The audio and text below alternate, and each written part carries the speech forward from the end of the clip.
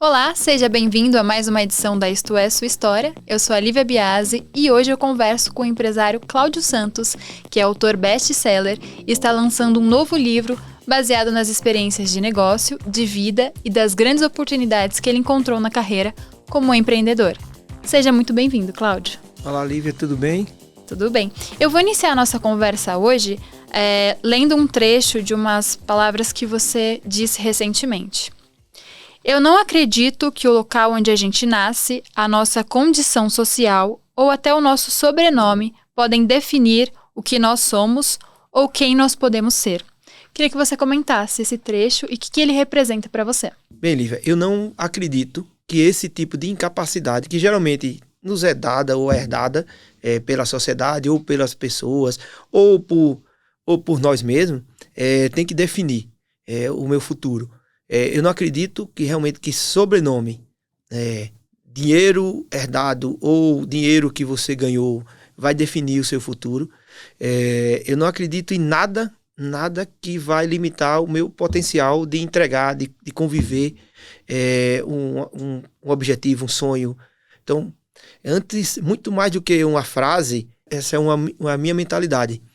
Eu sou nascido em Alagoas, né? E aí, vamos lá. Em 1971, né, para entregar a idade.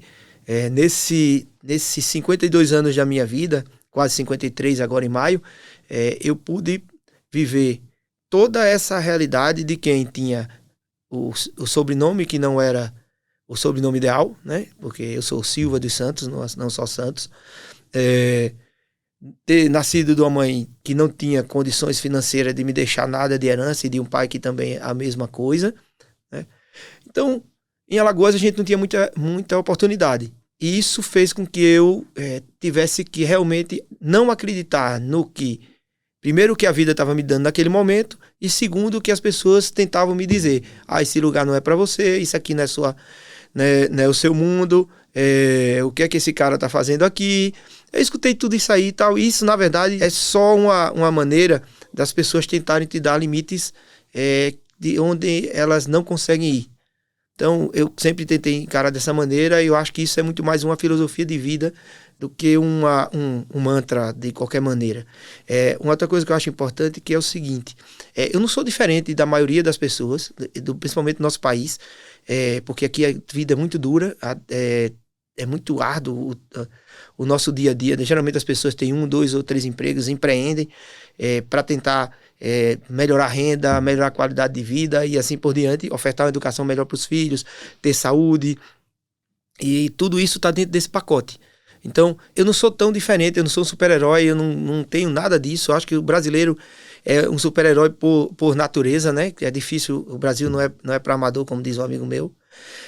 Então, dentro desse espectro, eu acho que é só uma maneira de encarar a vida, né? Que ninguém é responsável pelo seu futuro, né? E eu tenho uma coisa para mim que é o seguinte: a atitude, ela é fabricada, né? Assim como a oportunidade.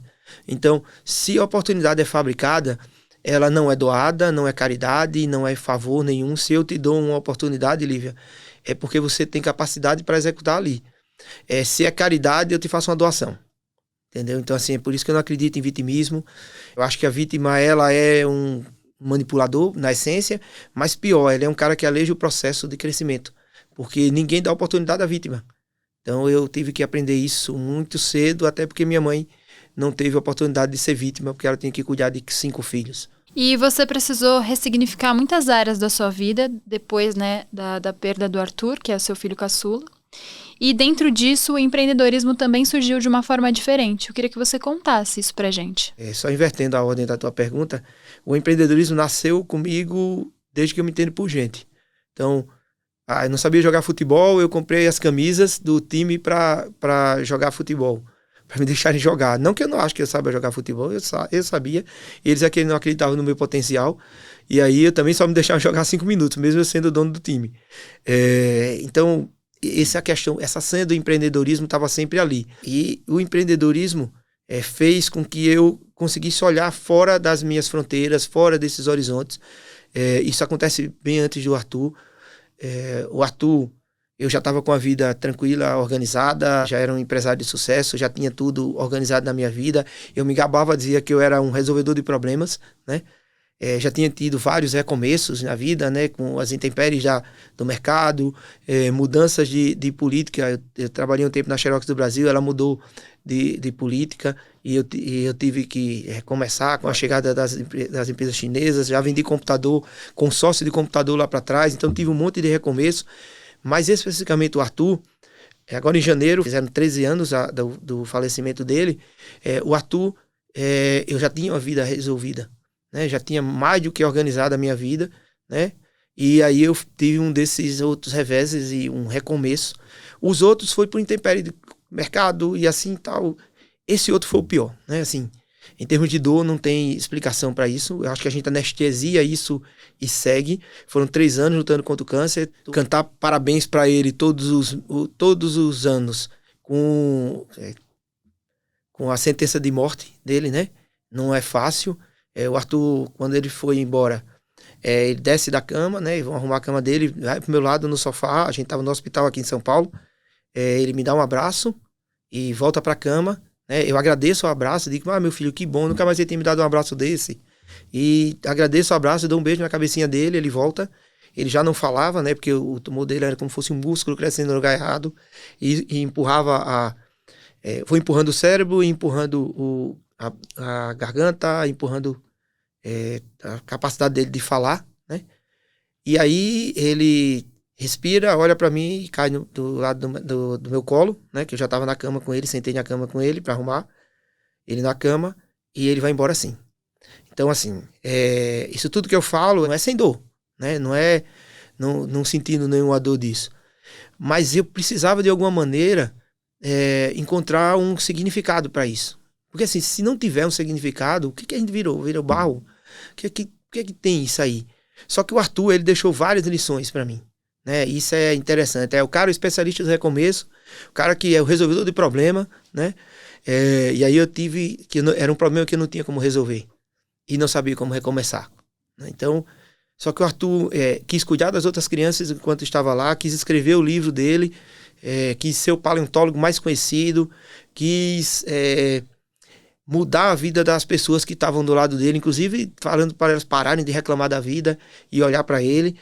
Pediu desculpa à enfermeira quando ele não acreditou que iam furar o pescoço dele para botar o soro e que não ia doer tanto. Ele pede desculpa depois. Então isso tudo foi lição para mim, para enxergar que a vida é muito mais importante e ela é muito mais preciosa do que a gente pode imaginar, e acho que a gente tem um objetivo muito maior de estar aqui. E assim, eu não vou ser piegas para dizer, eu não acreditava em nada. Mentira, era um cara religioso, sempre tive Deus na minha jornada, sempre tive isso muito latente, mas naquele momento ali, a gente pergunta a Deus por quê, entendeu? Então, dali eu saí com 134 quilos, com a cabeça pipocada, né? Você pode imaginar, com tudo isso aí. E eu precisava ressignificar a minha vida. Eu acho que ressignificar é uma palavra tão fácil, né? Que as pessoas falam tanto, tudo. Mas eu acho que é exatamente isso aí. Tem que ter um significado maior. E aí a gente foi cuidar de criança com câncer, né? Assim, minha ex-esposa na época não era muito o que ela queria por causa do sofrimento. E eu até entendo, né? A gente, toda vez que uma criança ia embora, a gente via aquilo ali. Mas foram 120 crianças que a gente cuidou. E mesmo com o Arthur ainda vivo e lá com a gente também trazia crianças de Maceió e ajudava e acompanhava lá também. Então, e depois que ele fez, a gente foi caminhando. Por um tempo a gente fez isso, cuidando, ajudando no tratamento, buscando. Depois a gente foi buscando esse lado mais de fomentar as ações sociais das ONGs, criando outras ONGs, apoiando, e aí cumprimos a nossa missão e a gente continua hoje, tem muito desse lado social nos nossos trabalhos. Então, assim, eu acho que foi por aí o Arthur na minha vida. O empreendedorismo, eu já nasci com isso. Minha mãe é empreendedora, meu pai era empreendedor. Meu pai morreu com 52 anos, fumante. Então, eu também sabia que tinha coisa que precisava. Nunca fui fumante, nem bebo também, mas precisava mudar algumas coisas na minha vida. Fui reescrevendo a história a partir disso. E aí, chegava lá na época da nova economia, né? e que estava aí mudando tudo, chegando novas tecnologias, eu precisando me reinventar, comecei a achar aquilo ali, ó, tudo muito abundante, eu brinco que, puta, é bom agora, e vocês reclamam, e o bom é agora, ruim era antes, e a gente não tinha nada, outra coisa que eu falo é que a gente só tinha 2 tênis, o Quixote e o Conga. Hoje em dia a meninada parece centopeia com tantos tênis que tem, e eu também tenho um monte de tênis, então posso falar isso também. Então, hoje é muito bom. Hoje você tem muito mais oportunidade de olhar o mundo lá fora e se queixar menos, né?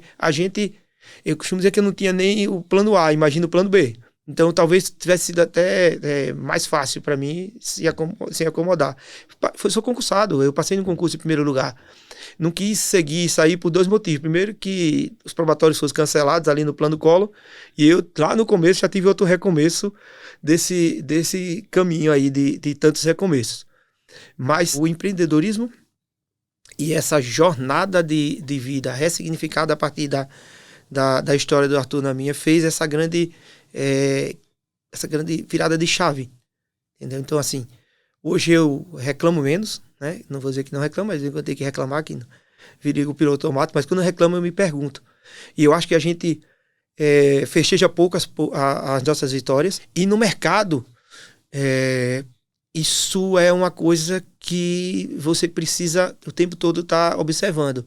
O que você conseguiu até agora é legado, você construiu tal. Então qual é o seu próximo passo? Né? Festeja o que você conseguiu. Isso vai dar um sentimento de gratidão e vai te abrir um mundo maior para as oportunidades. Então eu acredito realmente nisso, que a gente está aqui não só para aproveitar as oportunidades, né?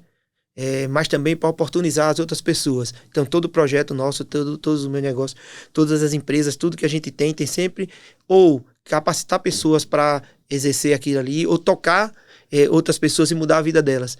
Isso sem ser aquelas de impactar a vida de outras pessoas, tal. Frase legal, mas a gente faz isso na prática. Só para o pessoal entender, dentro desse processo do tratamento do Arthur, vocês criaram um instituto que era Arthur Amorim, que depois passou a ser o Instituto Gestar. E aí, dentro desse Instituto Gestar, né, que você deu esse amparo para as outras crianças, você também criou novos negócios. Então, eu queria que você explicasse para a gente essa questão do empreender e os seus novos negócios, atrelado ao Instituto também. Até agora, eu falo muito do Cláudio, né? E assim, e ainda é muito difícil, e vai ser sempre muito difícil. Não existe um Cláudio pessoa física e um Cláudio empresa ou pessoa jurídica, não tem isso. Eu não acredito que o empreendedor consegue fazer isso. Então eu não tenho 2 Instagrams, eu não tenho 2 WhatsApps, eu não tenho isso. Não dá para ter, não entendo, acho que faz parte de mim. E a questão do Instituto Gestar, ele nasce com essa primeira ideia, mas mesmo quando estava lá no início do estatuto dele, ele estava cheio de funções ali que já era fruto do que eu trabalhava na educação e tudo mais, porque a ideia não era viver sem precisar de doação. Então, tudo que eu faturava nos meus negócios e tudo mais, parte era revertido para as ações sociais. Quando a gente vinha pegar doação, era doação de apoio, tipo uma tenda para um evento, brinquedos para criança, mas nunca dinheiro, né? Por quê? Porque ninguém nunca me deu dinheiro para fazer nada, entendeu? Então, não acredito nessa história de você ganhar dinheiro de alguém para fazer alguma coisa, né? Assim, alguém te pagar para fazer uma coisa que é tua. Aí esse é um jeito meu de ver as coisas. Não sei se está certo ou errado, mas é meu. Não tenho problema nenhum também de estar certo ou estar errado. Eu estou numa época da minha vida que a nova economia fez isso, eu precisei desaprender, né? Primeiro aprender lá para trás, depois desaprender, reaprender e quando precisa desaprendo também. Não tenho interesse nenhum de ter as certezas que é mais na vida, né? Tenho meus posicionamentos e o que eu acredito. Acredito que o empreendedorismo, ele muda a vida das pessoas. E olhando aí, o Instituto Arthur Amorim passou uns 2 anos como Instituto Arthur Amorim. Depois a gente viu a necessidade de realmente o Instituto Arthur Amorim virar o Instituto Gestar pela função que ele fazia, mas continuar com os projetos sociais. E aí a gente começou a gerar oportunidade a partir desses projetos. E aí nasce, dentre várias empresas, a Nexiopinio, que é a empresa que nasce em Portugal, no Parque Tecnológico de Óbidos, que nesse período dos 134 quilos, do meu período ali de me reencontrar, eu vou lá 12 dias, 15 dias ali, fico em Portugal sozinho, chego em Óbidos e descubro que tem um castelo lá, uma vila medieval, digo, cara, eu ainda vou ter um negócio aqui. Aí depois participo de de um evento, descubro que tem um projeto de incentivo ao empreendedorismo em Portugal, conecto com o consulado, vou para uma reunião no consulado, chego lá, só tinha empresa grande, eu lá de enxerido, como a gente diz no Nordeste, era Embraer, Bradesco, acho que e outros bancos, e todo mundo lá, e eu disse, cara, não vai ter dinheiro para mim nesse negócio. Chego lá, acho que era vice-cônsul, era vice-cônsul, chego para ele e disse, ó, senhor, não vai ter dinheiro para mim depois que vocês gastarem dinheiro com esse povo todo. A única coisa que eu tenho em comum com eles é o blazer que era azul marinho. Então eu vou embora com as minhas próprias pernas, o cara olha para mim e faz, opa, me indique um parque tecnológico ou alguma coisa que eu possa contactar. Ele disse, olha, ele tem em Lisboa e em Óbidos. Eu disse, não é por acaso. Em Óbidos, mas lá não só tem um castelo. Ele disse, não, cerca de 2 quilômetros tem um parque tecnológico lá, muito moderno, tal, que recebe empresas brasileiras do mundo todo e brasileiras também e tal. Aí me deu o telefone, o contato na época no Messenger. A gente já era, não tinha nem muito WhatsApp na história. E aí eu entrei em contato, consegui o espaço, né? Consegui incubar a empresa, trazer a empresa e começamos a produzir tecnologia a partir de Portugal e assim, eu fiz o comum da internacionalização, que é imaginar que eu ia vender lá de primeira. E hoje a gente tem alguns projetos de internacionalização com outras empresas e eu digo isso, não é lá que está o seu negócio, é aqui. Então você cresce lá, mas fica gigante aqui. Então, essa jornada de internacionalização, olhando para o Brasil é um país maravilhoso para empreender, para tem espaço, tem culturas diferentes de canto a canto, mas tem a logística e uma carga tributária filha da mãe, tem um caminho árduo para o empreendedor, mas é a nossa terra. Não, a gente não pode abandoná-la. Tanto é que o nosso escritório no Brasil, a nossa base operacional ainda é em Maceió.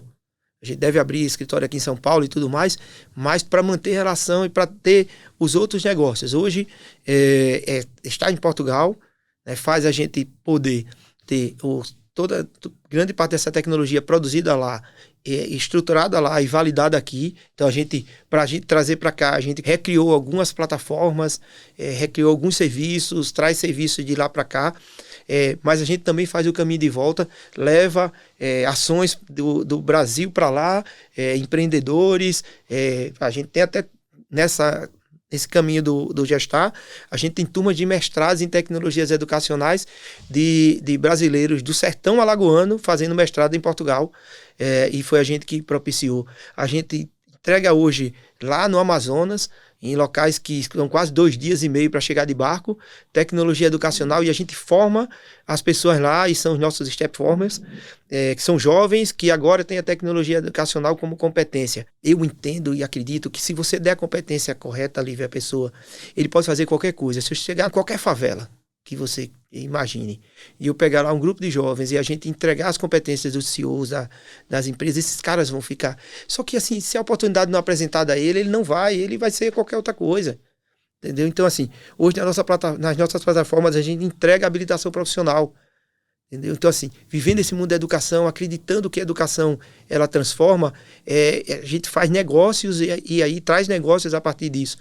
Aí isso vira um ecossistema gigante, a gente toca essas vidas, e assim, como eu disse um pouquinho antes, cara, eu não sou um super-herói, não é disso que se fala, que se trata aqui, nem é disso que eu estou falando. O que eu estou falando é que se as pessoas se abrirem para esses novos horizontes, abrirem essas novas possibilidades, né, entenderem que você está olhando aqui, naquele momento não dá para você ir lá, mas aquela pessoa que está lá é igual a você. Então, assim, vai estudar, cara. Modela alguém. Eu tenho muito mentor, cara. Eu tive todos os mentores. Eu tenho os melhores mentores do mundo. Também tem essa vantagem. A maioria não sabe que foi meu mentor. Então, hoje, sou sócio de João Kepler em alguns projetos já.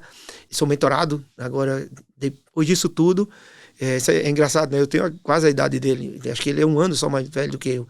Mas eu o adotei como mentor antes dele me conhecer.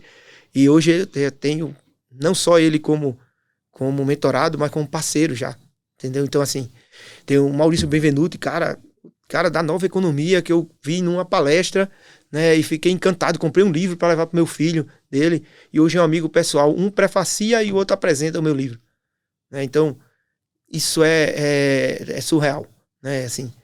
E aí, assim, quando você adota esses mentores, né, e você começa a modelar esses passos, né? E você se abre para o network como um network de verdade, não interesseiro, mas interessado. E assim, eu acho que o network ele tem que ser muito de dar e não de só receber, né? E porque quando você passa no network a entregar, você sai da subserviência, né? Você passa a ser importante para a pessoa também. Porque a maioria das pessoas faz aquele network interesseiro ou então tenta vender alguma coisa a você o tempo todo. E em que momento dessa sua jornada como empreendedor você percebeu que escrever era algo importante e positivo para você? Eu fiz dos livros a minha terapia, né? Fiz dos livros o meu ambiente de sonhos lá para trás. Então, assim, eu sou da época que a gente era obrigado a ler alguns livros, Memórias Póstumas de Brás Cubas. Mas aí tem muito livro que eu também li. E tem um livro que lá atrás, ó, eu era criança, que é, isso é muito engraçado, que era do o Palhaço Arrelia, que já faleceu. Isso faleceu mesmo. Era uma enciclopédia de lendas e parlendas, como era esse livro, dessa grossura. E aí, assim, tinha todas as lendas contadas com a perspectiva do Palhaço Arrelia. E isso marcou a minha vida lá para trás. Então, assim, eu me apaixonei por livros. Na época, no auge das minhas ansiedades, eu lia 2 livros por vez, de temas diferentes. Isso é um negócio de doido, né? Não vai por aí. Mas eu lia mesmo. Aí, por que eu queria? Eu queria ter opiniões diferentes de assuntos, às vezes que até diferentes. Mas eu lia ali e lia, tipo, 20 páginas desse, 20 páginas desse. E eu fazia isso. Agora eu tento fazer, com tudo isso que eu faço, eu tento fazer pelo menos um, né? Mas mesmo assim, agora eu tô lendo 2. Porque eu leio um e releio o outro. E releio também muitos livros. Então eu tenho certeza que o livro é um grande agente de transformação. E de um jeito ou de outro, com toda a história do Arthur, eu queria escrever um livro que contasse um pouquinho desse lado, que todo mundo, a primeira sensação que tem é de extrema dor, né? E eu digo a você que dor tem, lógico, ninguém é louco aqui, mas também tem muita felicidade, né? Cada momento ali com ele valeu e vale muito mais do que os outros momentos. E eu tenho hoje um filho, o Vinícius, que trabalha comigo, que só me deixa orgulhoso do homem que me deu uma netinha maravilhosa.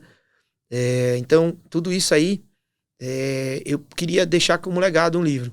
Só que aí eu fui namorando as editoras, olhar para um, olhar para outra, tal, e saí com a ideia do meu livro pronto, e conhecia fã da editora Gente, por todos os autores que estavam lá. E aí consegui o contato da Roseli, e pelo Instagram, tudo, consegui entrar na imersão para autores, e aí vou escrever o livro. Poxa, é a editora que mais lança best-seller no país, de livro de negócios, de autoajuda, seja o que for, dos mais diversos segmentos ali, que mais lança best-seller, mais de livro de negócios. Era a minha cara, os autores que eu mais lia estavam ali.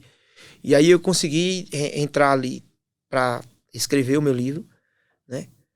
Só que aí, o livro que eu estava escrito, eu praticamente joguei todo ele fora. Porque eu fui premiado com tantas outras cabeças ali maravilhosas aí do Inquietos, que foram me dando insights e lembra que eu falei que não tenho mais certezas? Eu comecei a rever um monte de coisa, e aí me chamaram para participar do Inquietos, né? Eu já tava com o roteiro do meu livro, do livro novo, já com as novas ideias, pensando e vendo tudo que a editora tinha ali, e começou a me mostrar, e começou a me abrir de horizontes e de possibilidades. E aí eu vou pro Inquietos, e aí, cara, era João Kepler organizando o livro. Aí eu disse, rapaz, não é por acaso de novo não, né? Não é por acaso. Então, eu vou embora, entro nesse livro. O livro é best-seller no pré-lançamento, né? Uma coisa maravilhosa, né? E continuou best-seller depois no lançamento. E isso até hoje tem essa pegada. E logo agora, depois, sai agora em março, o Seja um Fabricante de Oportunidades, que é um livro que conta a jornada de empreender e não a história de um empreendedor. Tem a minha história, tem a história de outras pessoas, tem toda uma metodologia mesmo que eu, de uma maneira ou de outra, fiz, confesso, empiricamente, mas que terminei, e é muito interessante isso, você começa a fazer as coisas, Você vai fazendo ali no seu conhecimento. Depois você começa a ver que tem estudos científicos que caminharam para ali, que tem outros profissionais renomados que utilizam aquele método. Então, essa questão do network, essa questão de olhar em rede, pensar fora do seu horizonte, adotar mentores, isso tudo são alguns dos passos que fazem dessa jornada. E o livro tem tudo isso aí, de entregar essa perspectiva de mudança de vida para as pessoas, mas de uma maneira prática fazer isso, entendeu? Então, assim, como eu não acredito muito nas teorias da vida, acredito que elas validam o que a gente faz, eu acho que é isso que o livro tem que mostrar. E aí foi essa a opção, foi deixar isso como um legado, que é uma palavra boa, mas muito mais do que legado, entregar isso como mudança de vida para as pessoas. Não mudança de mindset, mudança de vida. O lançamento já está previsto e eu queria que você também contextualizasse essa questão de ser um escritor também, né? Porque ela é uma outra vertente do... Nem posso dizer que é do empreendedorismo, né? Mas é uma vertente como pessoa. Rapaz, se eu falar isso... Eu escutei uma coisa de Roseli Boschini, que é a CEO da editora Gente, que ela disse: Cláudio, quando você for um autor, você é outra pessoa. E na hora, assim, eu escutei e tal, pô, que legal, tal, mas não tinha essa noção. Mas isso é impressionante. É uma outra pessoa pra gente e pras outras pessoas também. Assim, a gente traz isso aí dentro de uma responsabilidade. Quer ver? Agora, tudo que eu vou escrever, eu vou lá, olho de novo o texto. Será que tá bom, tal, não sei o que. Aí isso tem esse outro lado. A mensagem que a gente quer dar, ela tem que estar sempre muito bem alinhada com o nosso propósito. Então, isso até emocionalmente a gente tem que se controlar, né? Tá, se você, sei lá, se irrita com alguma coisa, é meio grosseiro, cara, não é essa mensagem que eu quero passar, você se preocupa. Então, ela faz uma asepsia emocional, vamos dizer assim, sua, e traz essa perspectiva e vicia, viu? Você já fica querendo escrever outro. Mas de você querer mudar futuros, né? De você querer mudar a vida das pessoas, de você querer impactar, né? A gente brinca que tem um colaborador nosso que usa muito essa frase, impactar as pessoas, impactar vidas e não sei o quê. Mas aí quando eu falo impactar, eu lembro dele, Jadson, eu lembro de você. Mas isso é uma realidade, né? Assim, você começa... E eu conversando com o João Kepler esses dias, essa semana, e ele falando o quanto é bom quando a gente vê que você mudou ou melhorou a vida de alguém. Rapaz, não tem preço. Assim como quando a gente ajudava aquelas famílias, as crianças com câncer e tudo, e a criança ficava boa, ou tinha uma festinha de aniversário, alguma coisa assim, pra gente. É a gratidão que você sente por ter mudado a vida de outra pessoa, né? Então, olhando para o sentimento de ser um autor, o meu livro não é um livro de autoajuda, né? Não é necessariamente disso aí, mas é um livro que vai ajudar muito a quem quer se reposicionar na carreira, olhar para um novo negócio, olhar para o seu negócio e abrir horizontes, inclusive olhando para dentro dele mesmo. Não sei se eu me explico bem, deixa eu explicar mais ou menos assim. Às vezes você tem todo aquele potencial, né? Você tem tudo aquilo ali, tem todas aquelas entregas que o mercado... Mas você não acredita que aquilo está ali. Você acha que está no Hugo, né? Que está no Pedro, no José, está em um monte de gente e não está em você. Então, esse livro tem isso aí. E tem um passo a passo de mudança de rumo. Vamos lá, vou pegar o Pivotando do JK, né? Ou vou pegar também uma frase do Maurício: olhar a próxima curva. Você tem que estar olhando a próxima curva. Esse olhar na próxima curva, você está trazendo isso para dentro do seu escopo de negócio. Então, cara, o que é que está acontecendo na frente? É inteligência artificial? BI? O que é que está acontecendo nesse mundo das novas tecnologias? Como é que o mercado está se comportando, né? O que é que esse olhar mais em rede, mais em comunidade está acontecendo? Na nossa área, na educação à distância, o que é que os ambientes virtuais de aprendizagem estão fazendo? Como é que está sendo essa relação com a EAD agora, bem pós-pandemia, né, com outra realidade? A educação hoje ainda é um dos mercados que se tem menos investimento, Quer dizer, mas tem, né? Não estou falando de investimento de salário, não. Estou dizendo investimento mesmo no mercado. Então, quer dizer, se tem menos investimento, aí o cara diz, é porque o mercado é pequeno. Não, o mercado é gigante, tem mais oportunidade. Então, vai lá, forma as pessoas, entrega conteúdo diferenciado, bota toda essa tua competência no papel e cria um infoproduto aí, como todo. Tem tanta gente vendendo infoproduto que não vale nada, é uma caixa vazia e ganhando dinheiro. Então, assim, quantos de vocês baixaram um curso de lá de R$100 e nunca fizeram? Entendeu? Por quê? Porque não tinha valor agregado, não tinha nada. Eu falo R$100 é barato, tem também o de 1.000, 2.000 que você faz a mesma coisa. Mas estou falando esse sentimento de você criar novas frentes de negócio. Então isso passa por isso olhar a próxima curva, passa em você olhar fora dos seus horizontes, passa em você pivotar a sua vida e os seus negócios, e isso está lá. Né? Isso está nessa entrega. Então é esse sentimento de ter um livro que de uma maneira prática. Eu sou um empreendedor raiz, né? Não sou empreendedor Nutella, como eu brinco. Outra coisa que eu falo que já me disseram para não falar isso, mas eu falo mesmo. Eu não acredito em empreendedor que nunca teve um CNPJ, um funcionário complicado e um cliente chato. Porque se ele não passou por essas coisas, e uma duplicata bem bonita lá para ele pagar, e não ter o dinheiro para pagar. Porque se ele não passou por isso, fica difícil ele me dizer como é que eu vou conseguir sair disso. Porque se tu me disser teus problemas, Lívia, eu resolvo todos. Resolvo todos esses problemas. Fácil demais. Quero ver eu resolver os meus. Entendeu? Tem uma frase que eu uso de vez em quando, que é feia também, que é opinião. Opinião e pitaco vale o que a gente paga por ela. Entendeu? Cara, tem conhecimento? Tá sabendo do que tá falando? Passou por isso? Tem um embasamento técnico para estar falando? Eu escuto. Mas a decisão é minha.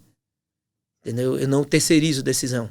Então isso faz com que você consiga enxergar os seus negócios nessa perspectiva. Então, assim, hoje eu tenho negócios, a gente já caminha agora, tem um próximo aí que eu já posso dizer, a gente vai, se Deus quiser, para 27 países. Entendeu?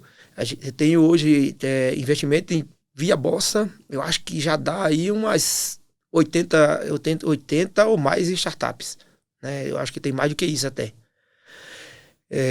Tenho investimentos nos meus outros negócios também. Tenho abrindo outras empresas também. Então, assim, recebi um convite agora para ser conselheiro de um grande grupo. Então, esse tipo de coisa só acontece porque eu fui usando todos esses passos. E aí, cara, e o que é legal, tem até um método japonês ali de gerir demandas que existia, e logicamente que eu não conhecia, e que eu fazia que estava lá. E depois eu conheci, né? Então tem algumas coisas assim que foram sendo validadas com a minha história e com a história das outras pessoas. Então eu acho que isso é que faz o livro ficar tão rico e ter a certeza que ele vai mudar não só a vida de quem está próximo ali, que assim, que não adianta também eu vender um livro, entregar o livro para mudar a vida das pessoas, se as pessoas que estão próximo a mim não mudarem, não tiverem essas oportunidades. Assim, acho que essa sua relação com a oportunidade também é uma coisa que veio desde cedo, né? Como você mencionou. Será que eu posso afirmar que o Cláudio Santos, ele é um incentivador de oportunidades para outras pessoas? Você se vê dessa forma? Eu acho que, assim, primeiro que eu sou realmente esse fabricante de oportunidades, porque eu acho que isso, eu tive que fazer, isso é fato. Mas eu sempre tive a certeza que eu precisava oportunizar para as outras pessoas. Então, tá lá nos passos também, tá lá no método, que a gente tem que compartilhar a oportunidade. Quanto mais você compartilha a oportunidade, maior você fica. E quanto mais essas pessoas vão dando certo, cara, esqueça esse negócio de, não, você faz tanto pelas pessoas, as pessoas não fazem. Faça por você. O que a pessoa vai fazer com o que você dá para ela é dela. Né? Porque você não pode viver com a realidade do outro. Você não pode requerer isso para você. Então, eu sou realmente assim, não é nem questão de ser isso. Eu vivo isso. Muitas vezes eu tô fazendo isso e até minha esposa fala, sabe que você está se metendo nisso, tal, não sei o quê. Ela tem um papel importantíssimo nisso, porque ela embarca nisso comigo, né? Ela tá sempre ali presente nessas fábricas de de oportunidade nesses momentos e trazendo as pessoas ali para quando olha a gente está apoiando o cara que vende camisa, o outro que não tem nada a ver com a gente. Porque se eu puder indicar você, se eu puder abrir uma porta para você, eu vou fazer isso. Como eu vivi uma realidade de chegar, sei lá, vender 150 computadores por mês, né? A gente vendia mais ou menos por mês, e vender 3 apenas para pessoas que eu conhecia. Então, eu sei o quanto é ruim isso. Então, se tem um amigo teu que tá abrindo um churrasquinho na rua, cara, vai lá comer o churrasquinho dele. Se o cara tá pintando casa, pega o orçamento dele. Aí tem umas idiotices que eu vejo que assim, que eu odeio isso quando fazem isso. Eu odeio mesmo, assim, de coração. O cara chega pra mim, eu não faço um negócio com um amigo que é pra não perder o amigo. Cara, você já perdeu o amigo a partir de ali. Você já perdeu o seu amigo a partir dali. Se você, que é amigo, que se diz amigo dele, fala um negócio, você nunca foi amigo do cara. Entendeu? Se o cara não vai cumprir com você e tal, aí outra coisa, é do negócio. Aí você quiser romper a amizade por isso, é outro papo. Se seu amigo, você tem amigo que ele passa a perna, é outra conversa. Né? Aí também pode ser também que ele esteja até se vingando de você. Não sei. Mas eu acho que você tem a obrigação de ajudar primeiro quem está perto de você. Não adianta eu melhorar, eu crescer e você não gerar oportunidade para as outras pessoas. Hoje a gente deve ter aí em torno de 53 colaboradores entre Brasil e Portugal. E a maioria desses, tirando logicamente, e até um do desenvolvimento também, não era exatamente dessa área, não conheciam disso. E a gente os capacitou e hoje a gente tem caras que são fora da curva. Então, inclusive, alguns que, se eu pudesse, trazia para trabalhar na base com a gente, mas como mora longe e tal, e tem família, fica lá e já coordena lá. Então, eu acredito nisso, acredito que se você der a ferramenta, você muda a vida das pessoas. E eu tento viver isso na realidade. Então, assim, não é teoria vazia, é a prática do que tem no livro na minha vida.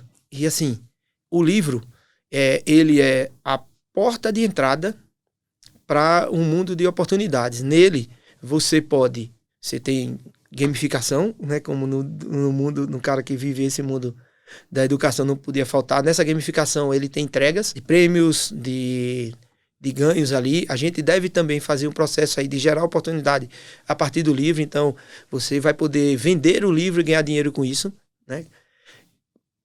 A partir dele, a gente criou uma jornada que deve lançar também junto com o Next Hub, que é uma jornada de internacionalização de carreiras e negócios, a partir do método que tem no livro, só que voltando já para incubar sua carreira e seu negócio no Parque Tecnológico em Óbidos, olhando já para 6 países, que, se eu não me confundir, Portugal, Estônia, Luxemburgo, Andorra, tem mais. Argentina e talvez Canadá, entendeu? Assim, eu acho que ainda tem mais outros países, só que me fugiu agora. Porque esses 2 últimos aqui a gente tá organizando algumas coisas para ter esses parques tecnológicos também. Tem que ser um projeto de carreira com alguma coisa para o mundo da tecnologia ou da economia criativa. Então, por que eu quis fazer isso? Para que a gente tivesse não só uma entrega de uma leitura, emocionalmente falando, ou motivacionalmente falando, mas também que a gente pudesse colocar isso em prática. Então lá vão ter os canais para se conectar comigo, com a equipe. O meu Instagram, tem as pessoas que já ensinam o meu Instagram, mas eu estou nele ali, então tem pouco, às vezes tem um monte de bobeira minha, de Malu, da minha pet, às vezes eu coloco ali até a minha neta, e arrumo confusão com a minha nora por causa disso. Mas o Cláudio, ele é isso aí. Quem convive comigo sabe que estou nessa jornada. E a ideia é que a gente possa fazer isso. Hoje, nossos projetos, nossas empresas, nossas plataformas, elas já estão do norte ao nordeste, entrando agora do sul e sudeste em mais alguns clientes. Então a gente vai estar em todo o Brasil. Já está em 4 países agora, e até o meio do ano aí a gente deve chegar nesses 27 países por intermédio desse cliente. Então eu não posso falar ainda, porque a gente está no embrião desse projeto, mas a gente tem toda essa capilaridade de oportunidades. E assim, além desses 53, a gente tem mais 270, que são os nossos bancos de cadastro, e a gente contrata por demanda por ano, entendeu? Então assim, a ideia é gerar oportunidade. E eu acho muito salutar dizer isso, Porque por mais que as pessoas acreditem, não deu para nada, deu para ser vendedor, foi o que eu aprendi primeiro na minha vida, foi a vender. Então, assim, valorizem o quanto vocês se vendem, quanto profissional, quanto pessoa, e entreguem isso para o mundo. Né? Não guarda isso só para você, não. Perfeito. Cláudio, eu quero te agradecer, né, pela participação aqui na Isto É Sua História. Foi um prazer aqui te receber e sucesso. Pronto, obrigado, Lívia. E compre um livro, né?